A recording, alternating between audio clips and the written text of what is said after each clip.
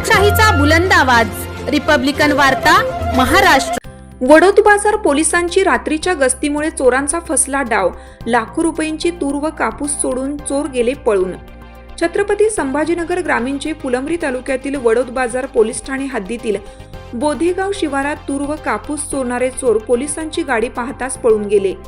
याबाबत सविस्तर माहिती अशी की दिनांक 26 डिसेंबर रोजी रात्री 8 ते 1 वाजण्याच्या दरम्यान बोधेगाव शिवारातील शेत गट नंबर 122 मध्ये अज्ञात चोरट्याने एका बंद गोडाऊनच्या शटरचा पत्रा वाकून त्याच्यात ठेवलेले तुरीच्या धान्याने भरलेले एकूण 23 गोण्या व कट्टे, त्याचे वजन 15 क्विंटल असून अंदाजे किंमत 1,05,000 रुपये व पिवळ्या पांढऱ्या रंगाच्या बोधमध्ये भरलेला व गोडाऊनमध्ये मोकळा असलेला अंदाजे 20 क्विंटल कापूस किंमत 1,40,000 रुपये असा एकूण 2,45,000 रुपये किमतीचा माल चोरटे चोरत असताना वडोद बाजार पोलीस ठाण्याचे पोलीस रात्रीची गस्त घालीत असताना आढळले व पोलिसांना पाहताच ते पळून गेले।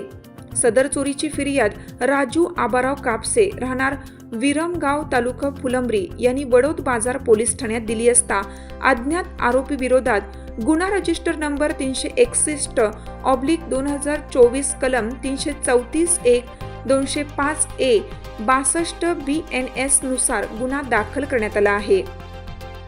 पुढील तपास वडोद बाजार पोलीस ठाण्याचे पोलीस अंमलदार फकीरचंद जारवाल हे करीत आहेत।